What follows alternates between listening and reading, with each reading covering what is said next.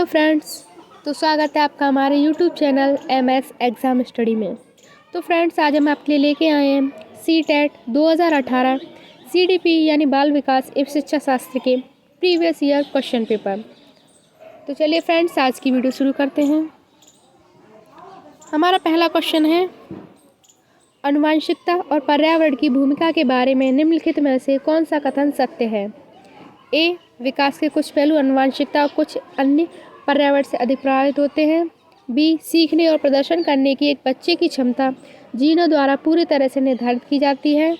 सी, अच्छी देखभाल और पौष्टिक आहार बच्चे के किसी भी जन्मजात विकार को दूर कर सकता है। डी, पर्यावरण केवल बच्चे के भाषा विकास में महत्वपूर्ण भूमिका निभाता है। तो फ्रेंड्स, इसका हमारा सही आंसर हो जाएगा ऑप्शन ए, विकास के जो कुछ पहलू होते हैं वो आनुवंशिकता और कुछ अन्य होते हैं वो हमारे पर्यावरण से अधिक प्रभावित होते हैं। चलिए फ्रेंड्स, नेक्स्ट क्वेश्चन पे चलते हैं। हमारा नेक्स्ट क्वेश्चन है क्वेश्चन नंबर 2। निम्नलिखित में से कौन सा कथन प्याजे के सिद्धांत के अनुसार कहा नहीं जा सकता? ए, विकास गुणात्मक चरणों में होता है। बी, बच्चे दुनिया के बारे में ज्ञान का निर्माण और उपयोग करते हैं। सी, निरंतर अभ्यास से अधिगम होता है। डी, बच्चे अपने पर्यावरण पर क्रिया करते हैं।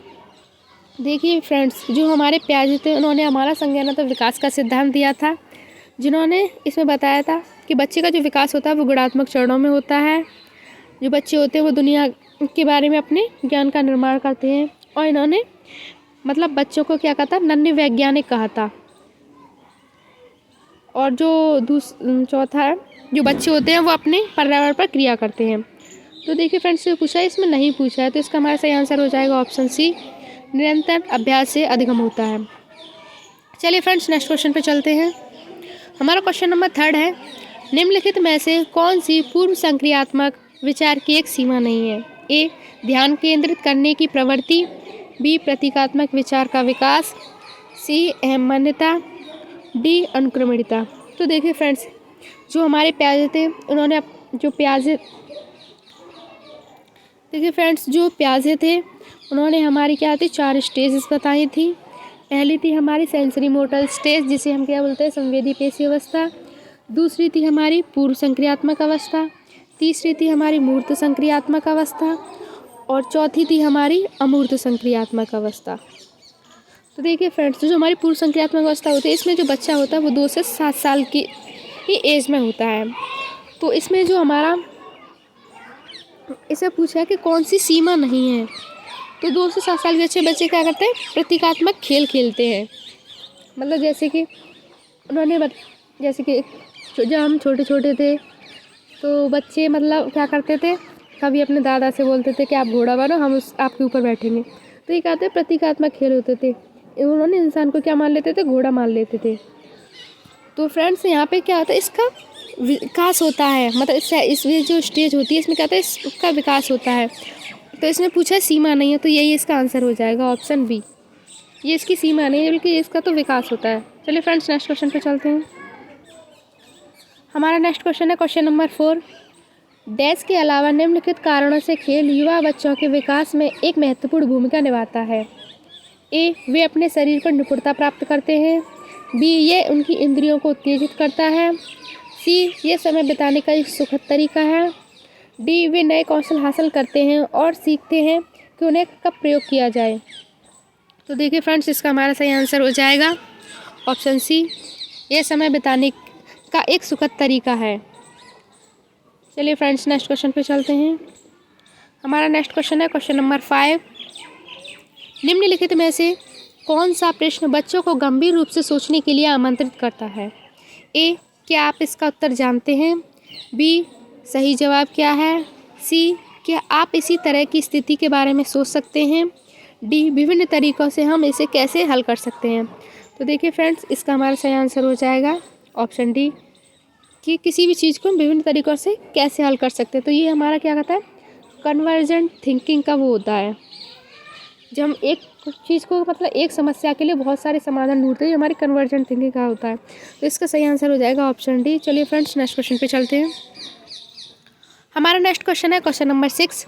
निम्नलिखित में से कौन सा विकल्प प्रगतिशील शिक्षा का सबसे अच्छा वर्णन करता है? ए, करके सीखना। परियोजना विधि, सहयोग से सीखना। बी, थीमेटिक इकाइयाँ, नियमित इकाई परीक्षण, रैंकिंग। सी, व्यक्तिगत अधिगम क्षमता, क्षमता सूचना बनाना, छात्रों की लेबलिंग। डी, परियोजना विधि, क्षमता समूह बनाना, रैंकिंग।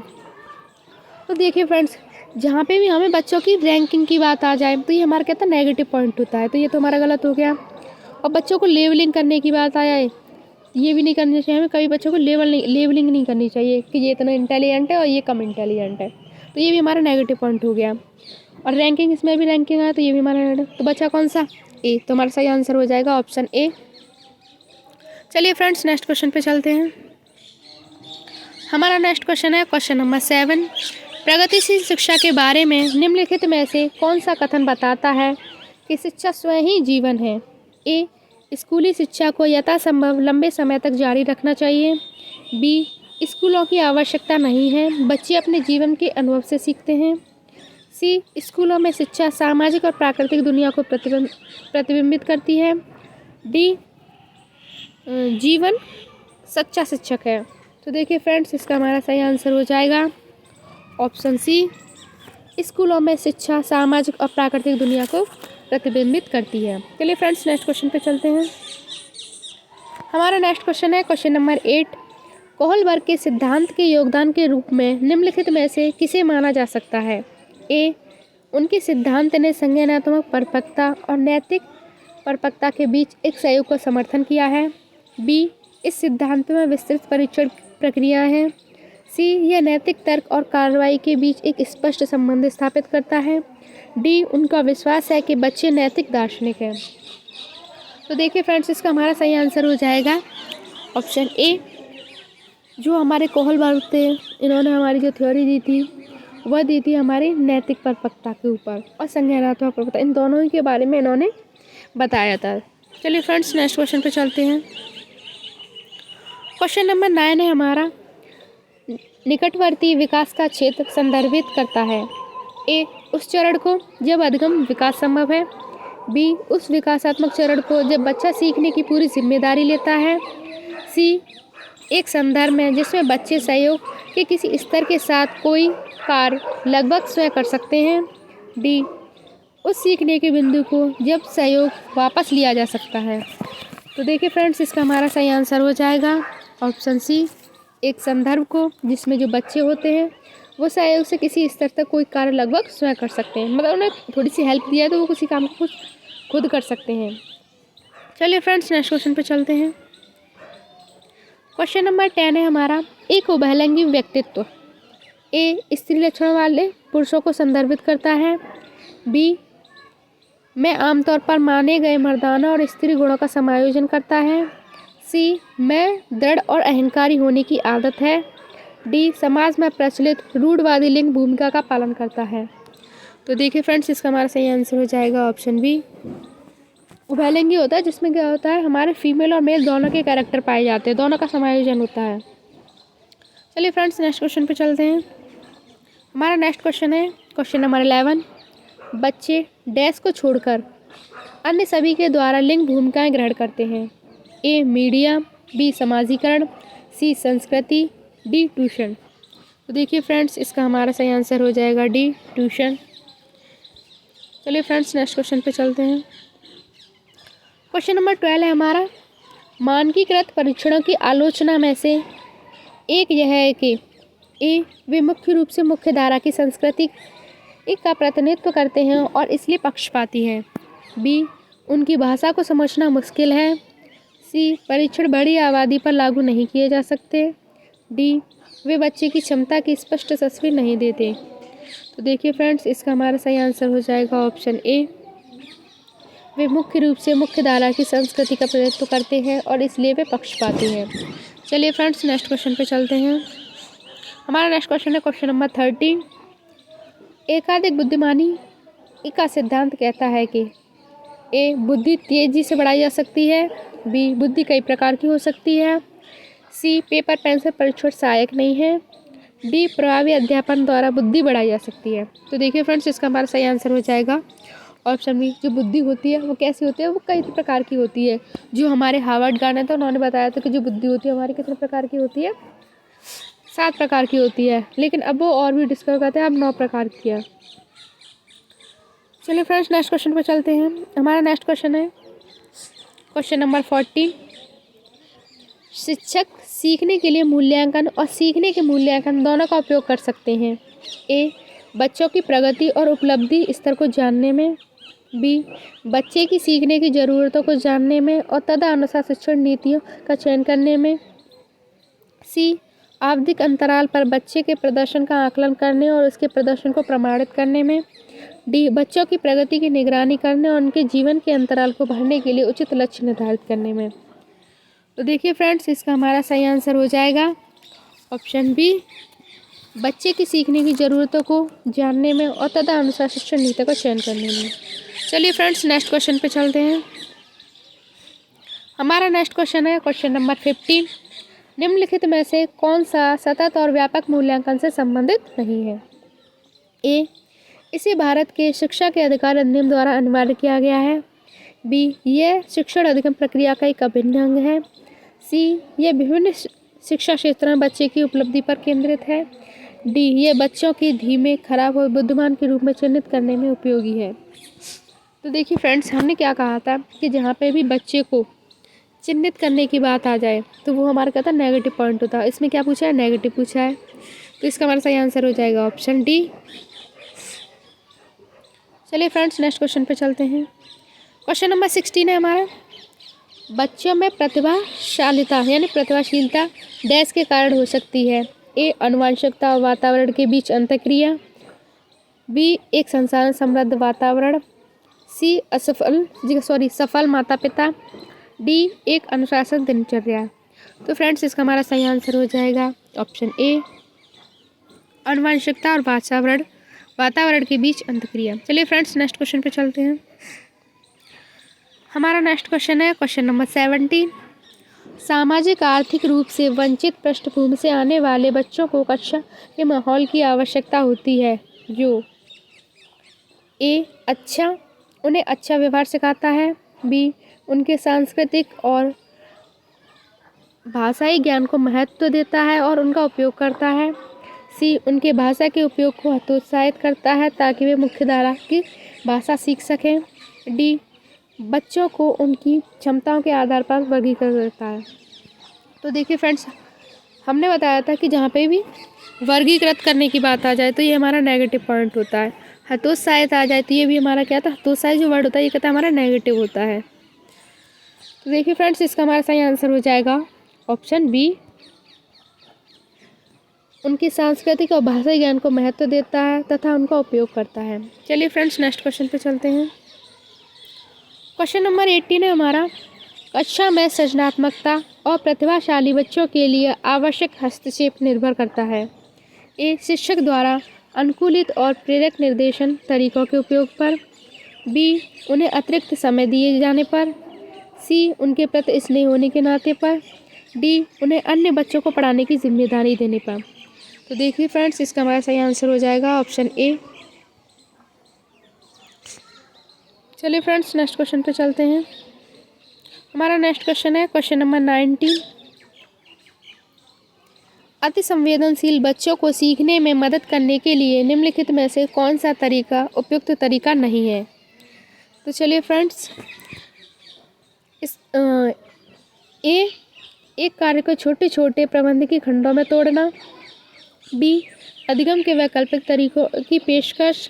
सी, उनके दैनिक कार्यक्रम में शारीरिक गतिविधियों का समावेशन। बी, बेचैन होने पर अक्सर उन्हें फटकार देना। तो देखिए फ्रेंड्स इसका हमारा सही आंसर हो जाएगा ऑप्शन डी, बेचैन होने पर अक्सर उन्हें फटकार देना। ये हमारा नेगेटिव मतलब आंसर हो जाएगा। चलिए फ्रेंड्स नेक्स्ट क्वेश्चन पे चलते हैं। हमारा नेक्स्ट क्वेश्चन है क्वेश्चन नंबर 20। अलग अलग सोच वाले पैटर्न उन बच्चों की पहचान करते हैं जो ए, विकलांग। B, dyslexia. सी, सृजनात्मक। डी, प्रत्यास्थी। तो देखिए फ्रेंड्स इसका हमारा सही आंसर हो जाएगा ऑप्शन सी, सृजनात्मक। चलिए फ्रेंड्स नेक्स्ट क्वेश्चन पे चलते हैं। हमारा नेक्स्ट क्वेश्चन है क्वेश्चन नंबर 21। निम्नलिखित में से कौन सा शिक्षक द्वारा कक्षा में बच्चों के लिए समस्या हल करने के तरीके का वर्णन नहीं कर सकता। देखिए फ्रेंड्स इसमें हमारा नेगेटिव क्वेश्चन पूछा है, तो हमारा आंसर भी कैसा होना चाहिए, नेगेटिव होना चाहिए।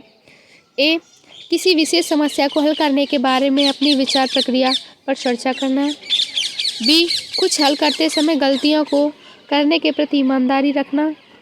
सी, सोच विचार परीक्षण और विभिन्न उत्तरों जैसी शब्दावली का प्रयोग करना। डी, अभिसरण उत्तरों वाले प्रश्न पूछना। तो देखिए फ्रेंड्स इसका हमारा सही आंसर हो जाएगा ऑप्शन डी, अभिसरण उत्तर वाले प्रश्न पूछना। देखिए फ्रेंड्स जहाँ पे भी अभिसरण का मतलब होता है कन्वर्जेंट, मतलब इसमें क्या होता है, किसी भी एक क्वेश्चन का जो समस्या होती है उसका एक ही समाधान होता है। तो ये हमारा क्या होता है, एक ही प्रश्न पूछ सकता है, तो ये हमारा नेगेटिव होता है। चलिए फ्रेंड्स नेक्स्ट क्वेश्चन पे चलते हैं। Question number 22। निम्नलिखित में से कौन सा एक संवेग है। ए, स्मृति, बी, डर, सी, ध्यान, डी, उत्तेजना। तो देखिए फ्रेंड्स इसका हमारा सही आंसर हो जाएगा ऑप्शन बी, डर। डर जो हमारा होता है वो हमारा एक संवेग होता है। चलिए फ्रेंड्स नेक्स्ट क्वेश्चन पे चलते हैं। क्वेश्चन नंबर 23 है। एक 3 साल का बच्चा बताता है कि दूध बूथ पर एक मशीन द्वारा दूध का उत्पन्न होता है। निम्नलिखित में से कौन सा बच्चे की समझ का सबसे अच्छा स्पष्टीकरण प्रदान करता है। ए, बच्चे दुनिया का बहुत सीमित अनावरण यानी ज्ञान है। बी, बच्चे का जवाब दूध बूथ से दूध खरीदने के अपने अनुभव पर आधारित है। सी, बच्चे ने गायों को कभी नहीं देखा है। डी, बच्चे का परिवार बच्चे को प्रेरक वातावरण प्रदान नहीं करता है। तो देखिए फ्रेंड्स इसका हमारा सही आंसर हो जाएगा ऑप्शन बी। जो बच्चे ने जो जवाब दिया है वो किस वजह से दिया है कि जो उसने मतलब अपना जो अनुभव किया है, तो उसने हमेशा जो दूध है वो किससे खरीदा है, हमेशा बूथ से ही खरीदा है। तो इसलिए उसे लगता है कि दूध का जो उत्पादन होता है वो किससे होता है, बूथ से होता है। चलिए फ्रेंड्स नेक्स्ट क्वेश्चन पे चलते हैं। नेक्स्ट क्वेश्चन है हमारा क्वेश्चन नंबर 24। निम्नलिखित में से कौन सा शिक्षक की भूमिका का सबसे अच्छा वर्णन करता है। ए, कक्षा में शिक्षक की सबसे महत्वपूर्ण भूमिका अनुशासन को बनाए रखना है। बी, एक शिक्षक को निर्धारित पाठ्यपुस्तक का पालन करना चाहिए। सी, पाठ्यक्रम का समय पर पूरा करने के साथ साथ दोहराव के लिए पर्याप्त समय देना महत्वपूर्ण है। डी, आराम के लिए जगह बनाना जहां बच्चे संवाद और पूछताछ के माध्यम से सीखते हैं। तो इसका हमारा सही आंसर हो जाएगा ऑप्शन डी। चलिए फ्रेंड्स नेक्स्ट क्वेश्चन पे चलते हैं। हमारा नेक्स्ट क्वेश्चन है क्वेश्चन नंबर 25। निम्नलिखित में से कौन सी कक्षा समृद्ध शिक्षा को प्रोत्साहित करती है। ए, वह कक्षा जिसमें प्रदर्शित विभिन्न प्रकार की सामग्री बच्चों की पहुंच से परे हो ताकि सामग्री लंबे समय तक चलती रहे। बी, वह कक्षा जिसमें खुली गतिविधियां कोने में हो और विभिन्न प्रकार के बाल साहित्य खुली ताकि यानी शेल्फ में रखी हो जो दिन के किसी भी समय प्राप्त किया जा सके। सी, अलमारी में अच्छी तरह संगठित सामग्री वाली कक्षा जहां सामग्री को सप्ताह में एक बार मुक्त खेल के लिए बाहर लाया जाता हो। डी, पाठ्य सामग्री द्वारा संचालित और योजनाबद्ध अधिगम वाली। तो इसका हमारा सही आंसर हो जाएगा ऑप्शन बी। चलिए फ्रेंड्स नेक्स्ट क्वेश्चन पे चलते हैं। हमारा नेक्स्ट क्वेश्चन है क्वेश्चन नंबर 26। निम्नलिखित में से कौन सा कक्षा में पाठ्य पुस्तकों की भूमिका का सबसे अच्छा वर्णन करता है। ए, वे कक्षा में उपलब्ध संसाधन और संदर्भ सामग्री में से एक हैं। बी, वे एक राज्य या राष्ट्र के अधिगम में एक रूपकता बनाए रखते हैं। सी, वे अध्ययन के पाठ्यक्रम में शिक्षकों और माता पिता को मार्गदर्शन प्रदान करते हैं। डी, वे संसाधन या संदर्भ में सबसे आवश्यक अधिगम संसाधन बनाते हैं। तो देखिए फ्रेंड्स इसका हमारा सही आंसर हो जाएगा ऑप्शन ए। चलिए फ्रेंड्स नेक्स्ट क्वेश्चन पे चलते हैं। हमारा नेक्स्ट क्वेश्चन है क्वेश्चन नंबर 27। राष्ट्रीय पाठ्यचर्या फ्रेमवर्क 2005 ने अपनी समझ डैश से प्राप्त किया। ए, मानवतावाद, बी, व्यवहारवाद, सी, रचनावाद, डी, संज्ञानात्मक सिद्धांत। तो देखिए फ्रेंड्स इसका हमारा सही आंसर हो जाएगा ऑप्शन सी, रचनावाद। नेक्स्ट क्वेश्चन, हमारा नेक्स्ट क्वेश्चन है क्वेश्चन नंबर 28। कक्षा में बच्चों को प्रेरित समझा जा सकता है यदि ए, वे अच्छी तरह से वर्दी पहने स्कूल में आते हैं, बी, वे कक्षा में अनुशासन बनाए रखते हैं, सी, वे सभी उपस्थिति में नियमित हैं, डी, वे शिक्षक से स्पष्टीकरण प्राप्त करने के लिए प्रश्न पूछते हैं। तो फ्रेंड्स, इसका हमारा सही आंसर हो जाएगा ऑप्शन डी, वे शिक्षक से स्पष्टीकरण प्राप्त करने के लिए प्रश्न पूछते हैं। चलिए फ्रेंड्स, नेक्स्ट क्वेश्चन पे चलते हैं। नेक्स्ट क्वेश्चन है हमारा क्वेश्चन नंबर 29। निम्नलिखित में से कौन सा बच्चों में अधिगम के लिए सबसे अधिक उपयुक्त है सुधार करने में? ए, नियमित मूल्यांकन परीक्षा आयोजित करी जानी चाहिए, बी, शिक्षक को विभिन्न उदाहरणों और चित्रों का उपयोग करके विषय की व्याख्या करनी चाहिए, सी, कक्षा में सभी प्रकार की शिक्षण सामग्री होनी चाहिए, डी, शिक्षक को वास्तविक जीवन स्थितियों पर बच्चों साथ बातचीत करने में मदद करनी चाहिए। तो देखिए फ्रेंड्स, इसका हमारा सही आंसर हो जाएगा ऑप्शन डी, जो हमारा शिक्षक होता है उसे बच्चों की जो वास्तविक जीवन की स्थिति उनमें क्या आता है, ज़्यादा से ज़्यादा बातचीत करनी चाहिए। चलिए फ्रेंड्स, नेक्स्ट क्वेश्चन पे चलते हैं। हमारा नेक्स्ट क्वेश्चन है क्वेश्चन नंबर 30। अनुशासन जो अधिगम वातावरण में एक महत्वपूर्ण भूमिका निभाता है, किस तरह की मदद करता है? ए, बच्चों को अपनी शिक्षा को विनियमित और मॉनिटर करने के लिए, ए, चुप्पी साधे रहने के लिए, सी, शिक्षकों को निर्देश देने के लिए, डी, बच्चों को उनके पाठ रट कर याद कराने के लिए। तो देखिए फ्रेंड्स, जहाँ पे भी हमारे रोट लर्निंग की बात आए तो वो हमारा कैसा पॉइंट है, नेगेटिव पॉइंट है। इसका हमारा सही आंसर हो जाएगा ऑप्शन ए, बच्चों को अपनी शिक्षा को विनियमित और मॉनिटरिंग करने के लिए। तो फ्रेंड्स, आज की वीडियो हमारी यहीं समाप्त होती है। आपको अगर हमारी वीडियो अच्छी लगे तो प्लीज़ लाइक शेयर सब्सक्राइब जरूर करिएगा। धन्यवाद।